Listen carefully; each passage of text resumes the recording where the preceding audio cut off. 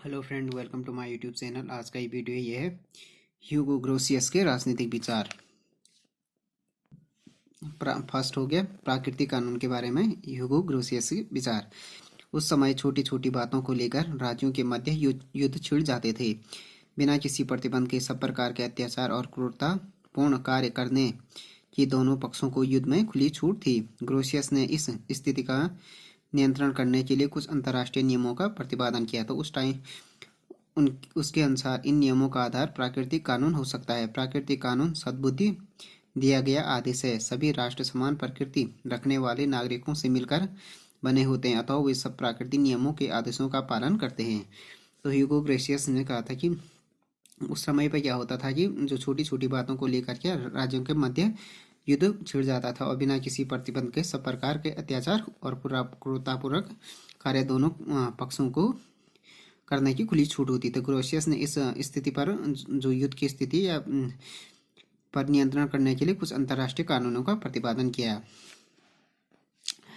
उसने प्राकृतिक कानूनों को क्या कहा, उसने सद्बुद्धि द्वारा दिया गया आदेश। सभी राष्ट्र क्या कहा, उसने कहा था कि सभी राष्ट्र समान प्रकृति रखने वाले नागरिकों से मिलकर बने होते हैं, अतः वे सब प्राकृतिक नियमों के आदेशों का पालन करते हैं। ग्रोसियस के उपदेश का सारांश यह था कि जिस प्रकार मानव समाज का सदस्य है, उसी प्रकार व्यक्ति समूह अथवा राष्ट्र भी समाज का सदस्य है। तो उसने कहा था जिस प्रकार मानव क्या है समाज का सदस्य, उसी प्रकार राष्ट्र या राज्य क्या है समाज का सदस्य है। बिना समाज के मनुष्य का जीवन पशु जैसा हो जाएगा। राष्ट्र और समाज प्रत्येक सदस्य से कुछ स्वत्व और कर्तव्य हैं। यह अधिकार किसी राष्ट्र को नहीं है कि वह मनमाना आचरण करे। उसका ये मानना था कि किसी भी राष्ट्र को ये अधिकार नहीं है कि वह मनमाना आचरण करे, चाहे युद्ध हो चाहे शांति हो। राष्ट्रों के परस्पर व्यवहार अवैध और अनुचित कदापि नहीं होना चाहिए। यह ठीक है कि न तो सब राष्ट्र पर कोई अधिपत्य है और न सबका कोई धर्म गुरु है जिसका आदेश सब माने, पर इसका तात्पर्य नहीं है कि राष्ट्रों के पास अपने आचरण के औचित्य तथा अनुचित्य जांचने की कसौटी नहीं है। एक कसौटी आवश्यक है। ईश्वर ने प्रत्येक मनुष्य को कम से कम प्रत्येक सभ्य मनुष्य के हृदय में एक ऐसी शक्ति रख दी है जो उसे बतलाती रहती है कि क्या उचित है, क्या उचित है, क्या अनुचित है। इस विवेक शक्ति या तर्क शक्ति द्वारा जो नियम सिद्ध होते हैं उनको प्राकृतिक विधि कहते हैं। सभी राष्ट्रों का परस्पर व्यवहार इसी प्राकृतिक नियम के अनुसार होना चाहिए। तो उसने कहा था कि सभी ग्रोसियस का जो उपदेश का ही सारांश है कि जिस प्रकार मानव क्या हो समाज का सदस्य है, उसी प्रकार राष्ट्र भी समाज का सदस्य, और राष्ट्र और समाज के प्रत्येक सदस्य के कुछ स्वत्व और कर्तव्य होते हैं। ये अधिकार किसी भी राष्ट्र को नहीं है कि वो मनमाना आचरण करे, चाहे युद्ध हो चाहे शांति काल हो। परंतु इसका ये मतलब नहीं है कि क्या न तो राष्ट्र का कोई अधिपत्य है, न सबका कोई एक धर्म गुरु है जिसका आदेश सब माने। पर इसका ये तात्पर्य नहीं है कि कोई अपने आचरण के औचित्य और अनुचित्य जानने की जांचने की कसौटी न हो। ईश्वर ने प्रत्येक मनुष्य कम से कम प्रत्येक सभ्य मनुष्य के हृदय में एक ऐसी शक्ति रख दी है जो कि उसे ये बतलाती रहती है कि क्या अनुचित है। इस विवेक शक्ति या तर्क शक्ति के द्वारा जो नियम सिद्ध होते हैं उन्हें प्राकृतिक विधि कहते हैं। सभी राष्ट्रों का परस्पर व्यवहार इसी प्राकृतिक नियम के अनुसार होना चाहिए, उसने कहा था। ग्रोसियस की अंतर्राष्ट्रीय विधि का आधार प्राकृतिक नियम था। उसका सिद्धांत था कि ईश्वर ने प्रत्येक सभ्य मनुष्य को एक ऐसी शक्ति दी है जो उसे यह बतलाती रहती है क्या उचित है, क्या अनुचित है। इस विवेक शक्ति से जो नियम सिद्ध होते हैं उन्हें क्या कहते हैं, प्राकृतिक नियम कहते हैं। अब हो गया कानूनों का वर्गीकरण ग्रोसियस के अनुसार। प्राकृतिक कानूनों के अतिरिक्त ग्रोसियस कानून के अन्य रूपों का भी वर्णन करता है। ग्रोसियस ने समस्त विधियों को दो भागों में विभक्त किया है, प्राकृतिक विधि और स्वैच्छिक या इच्छामूलक विधि। प्राकृतिक विधि बुद्धि पर आधारित होती है और इसके अतिरिक्त शेष सभी प्रकार की विधियां इच्छा पर आधारित होती है। तो उसने जो कहा था कि प्राकृतिक विधि क्या होती है, बुद्धि पर आधारित होती है, जबकि इसके अतिरिक्त जो सभी विधियां हैं वो क्या इच्छा पर आधारित होती हैं। इच्छामूलक कानूनों या स्वेच्छित कानूनों को भी ग्रोसियस ने तीन भागों में विभक्त किया है, दैवी या ईश्वरीय कानून, दूसरा राजकीय कानून, तीसरा हो गया अंतर्राष्ट्रीय कानून। तो जो कानूनों का वर्गीकरण है क्या है ग्रोसियस ने, वो क्या है दो भागों में, एक तो प्राकृतिक, दूसरा हो गया इच्छामूलक। इच्छामूलक कानून में भी तीन भाग हो गए, दैवीय कानून, राजकीय कानून और अंतर्राष्ट्रीय कानून। ऐसे कानून जिसकी रचना में मानवीय शक्ति का हाथ न हो वे ईश्वरीय या दिव्य कानून कहलाते हैं। जिसमें क्या हो, मानव शक्ति का हाथ न हो वे दिव्य या ईश्वरीय कानून कहलाते हैं। जो कानून राज्य की ओर से किसी संप्रभु शक्ति द्वारा निर्मित किए जाते हैं और जिनका उद्देश्य नागरिकों का नियमन करना है वे राजकीय कानून है। और जिन कानूनों की सहायता से विभिन्न देश अपने पारस्परिक संबंधों का नियमन करें उन्हें अंतर्राष्ट्रीय कानून कहते हैं। अब हो गया अंतर्राष्ट्रीय कानून।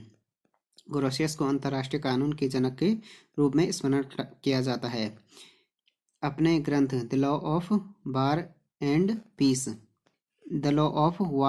में कहा है उसने, पीस में उसने क्या अंतर्राष्ट्रीय कानून की एक परिपूर्ण व्यवस्था की रचना की। तत्कालीन परिस्थितियों में अंतर्राष्ट्रीय कानून के नियमों का प्रतिपादन की आवश्यकता थी। राष्ट्रों के संबंधों में न्याय नाम की कोई चीज नहीं थी। शासक वर्ग आपस में संधियां करते और उन्हें इच्छानुसार तोड़ देते थे। सर्वाधिक कठिनाइयां छोटे छोटे राष्ट्रों की थी जो स्वयं कि बड़े राष्ट्रों के आक्रमण से रक्षा करने में क्या थे, जो कि स्वयं के बड़े खासकर उन राष्ट्रों को थी जो छोटे राष्ट्र थे। क्योंकि क्या होता था कि जो अंतर्राष्ट्रीय राष्ट्रों का जो क्योंकि राष्ट्र को जो बड़े राष्ट्र थे वो क्या करते थे, किसी भी समय संधि कर देते, किसी भी टाइम संधि को तोड़ देते थे। खासकर छोटे राष्ट्रों के लिए अपने की स्वयं की रक्षा करने में असमर्थ है। हालैंड क्या था, बहुत छोटा राज्य था जिसकी सुरक्षा की दृष्टि से स्थिति अत्यंत शोचनीय थी। इसके अतिरिक्त हॉलैंड का आर्थिक जीवन व्यापार पर निर्भर था और व्यापार के अंतर्राष्ट्रीय शांति की आवश्यकता थी। व्यापार के लिए क्या थी, अंतर्राष्ट्रीय शांति की आवश्यकता थी। इसके लिए आवश्यक था कि राष्ट्र एक दूसरे के अधिकारों का सम्मान करे। ग्रोसियस ने अपने ग्रंथ में अंतर्राष्ट्रीय कानूनों का प्रतिपादन कर उस समय और भविष्य के लिए समाज की बहुत बड़ी सेवा की। ग्रोसियस के अनुसार अंतर्राष्ट्रीय कानून में वे समस्त व्यवहार सम्मिलित हैं जिनका पालन सभ्य राष्ट्र एक दूसरे के साथ व्यवहार में करते हैं। उनका मूल मानव की स्वतंत्र इच्छा है। इसमें उन सभी नियमों का समावेश होता है जिसका पालन सब राज्य या अधिकांश राज्य समझते हैं। इसमें सम्मिलित किए जाने वाले नियम दो प्रकार के हैं। एक तो हो गया निरंतर चली आने वाली प्रथाओं से प्रभावित और पुष्ट होने वाले नियम। दूसरा हो गया विद्वानों के साक्षी से प्रभावित होने वाले नियम।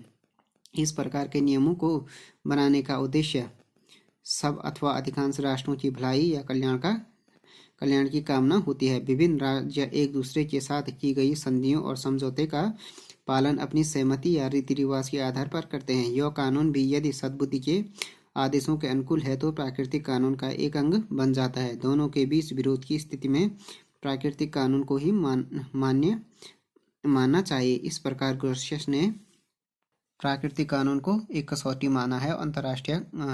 अंतर्राष्ट्रीय कानून के सभी प्रश्नों का समाधान इसी आधार पर किया। ग्रोसियस ने युद्ध के बारे में पर्याप्त विचार किया। यदि युद्ध वैधता के बारे में संदेह हो तो उसे टहलना चाहिए, उसने कहा। उसने संधियों के महत्व को स्वीकार किया है और संधियों द्वारा विवादास्पद जो समस्याएं हैं उनका समाधान पर बल दिया है। युद्ध में निर्दयता पूर्वक कार्य नहीं होने चाहिए। ग्रोसियस के अनुसार उसकी दृष्टि में पराजित और जो बंदी बनाए शत्रु का वध केवल उसी दशा में उचित है जब विजेता के या तो प्राण संकट में हो या पराजित व्यक्ति कोई भीषण अपराध किया हो। सैनिक आवश्यकता होने पर भी शत्रु की संपत्ति को उसने कहा कि सैनिक आवश्यकता होने पर ही क्या शत्रु की संपत्ति को नष्ट किया जाना चाहिए। यदि युद्ध बंधकों ने कोई बुरा कार्य न किया हो तो उन्हें नहीं मारा जाना चाहिए। जिन प्रदेशों को युद्ध में जीता गया हो वहाँ अंतरात्मा तथा धर्म की स्वतंत्रता पर प्रतिबंध नहीं लगाना चाहिए, उसने ही माना था। संधियों के संबंध में विचार करते हुए ग्रोसियस ने इनको साधारण समझौते से भिन्न बताया है। उसके मतानुसार संधियां न केवल कर्ता पर लागू होंगी वरन उसके उत्तराधिकारियों पर लागू होंगी। यद्यपि ग्रोसियस ने अंतर्राष्ट्रीय समझौते की पवित्रता में विश्वास किया है किंतु वह इस पुराने विचार को स्वीकार नहीं कर सकता है कि परिस्थितियों के बदलने पर संधियों को स्वीकार किया जा सकता है। व्यापारिक हितों से युक्त देश का निवासी होने के कारण ग्रोसियस ने तर्कपूर्ण रूप से यह अस्वीकार नहीं किया कि जो ही परिस्थितियां बदले संधियों को अस्वीकार कर दिया जाए, किंतु फिर भी वह इस तथ्य से परिचित था कि अगर परिस्थितियों में गंभीर परिवर्तन आया तो संधियां टूट जाएंगी। ऐसी स्थिति में उसने एक समझौतावादी दृष्टिकोण अपनाया। कहा कि जो संधियां जिन परिस्थितियों में की जाए वे उन्हीं परिस्थितियों में लागू होनी चाहिए। तो उसने संधियों के संबंध में ये कहा कि उसने कि संधियां तोड़ी जानी चाहिए और उन ऐसी स्थिति में क्या होना, उसने समझौतावादी दृष्टिकोण अपनाए। उसने कहा कि संधियां जिन परिस्थितियों में की जाए उन्हीं परिस्थितियों में लागू होनी चाहिए। राज्य की उत्पत्ति के संबंध में ग्रोसियस के विचार। ग्रोसियस के अनुसार राज्य एक कृत्रिम संगठन है जिसकी उत्पत्ति एक समझौते के द्वारा हुई है। इस समझौते के कारण एक निरंकुश संप्रभु का उदय हुआ है जो अपनी जनता का एकमात्र प्रतिनिधि होता है। ग्रोसियस के अनुसार मनुष्य प्राकृतिक अवस्था में रहता था। प्रत्येक व्यक्ति अपने प्राकृतिक अधिकारों की स्वयं रक्षा करता था। उसे अपने विरुद्ध अन्याय का प्रतिकार करने का अधिकार प्राप्त था, किंतु सामाजिक शांति और व्यवस्था के लक्ष्य को प्राप्त करने के लिए जब समझौता किया गया तो अन्याय का प्रतिकार करने का उसका यह अधिकार सर्वोच्च शासक को प्राप्त हो गया। तो उसने ये कहा कि राज्य को क्या माना, उसने कृत्रिम संगठन माना जिसकी उत्पत्ति क्या, उसने कहा कि समझौते के कारण हुई है। समझौते के कारण एक निरंकुश संप्रभु का उदय हुआ जो अपनी जनता का एकमात्र क्या है, प्रतिनिधि है। उसके बाद हो गया निरंकुश संप्रभुता। ग्रोसियस ने संप्रभुता का मूल स्रोत मानव समुदाय बतलाया है। जब कोई मानव समुदाय अपनी शक्तियों को किसी एक व्यक्ति या शासनकारी शक्ति को हस्तांतरित कर देता तो वह शक्ति संप्रभुता युक्त हो जाती है। ग्रोसियस के अनुसार प्रभुसत्ता राज्य का शासन करने वाली सर्वोच्च राजनीतिक शक्ति है। यह उस व्यक्ति की में निहित होती है जिसके कार्य किसी दूसरे व्यक्ति के कानूनी नियंत्रण में न हो और जिन कार्यों को किसी दूसरे मनुष्य की इच्छा से अवैध नहीं बनाया जा सकता है। वह जनसंप्रभुता का घोर विरोधी है। उसका मत है कि जनता एक बार अपनी इच्छानुसार अपनी शासन प्रणाली चुनने का अधिकार रखती है, किंतु इसे चुन लेने के बाद शासक पर उसका कोई अधिकार नहीं रहता है। वह न तो शासन का विरोध कर सकती है और न अपनी सत्ता को पुनः प्राप्त कर सकती है। इस तरह ग्रोसियस द्वारा प्रतिपादित संप्रभुता संबंधी विचार रोमन लोगों द्वारा प्रतिपादित इंपीरियम की विचारधारा से अधिक निकट है। ग्रोसियस ने निरंकुश संप्रभुता का समर्थन क्यों किया? उसकी मान्यता थी कि अगर जनता का शासक का विरोध करने का अधिकार मान लिया गया तो सामाजिक व्यवस्था को बनाए रखने के हित में उसे शासन के निरंकुश अधिकार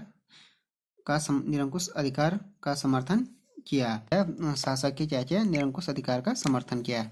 तो फ्रेंड्स, ये वीडियो हो गया ह्यूगो ग्रोसियस के राजनीतिक विचार के बारे में। Thanks for watching this video. If you like this video please subscribe my channel and like, share and comment on this video.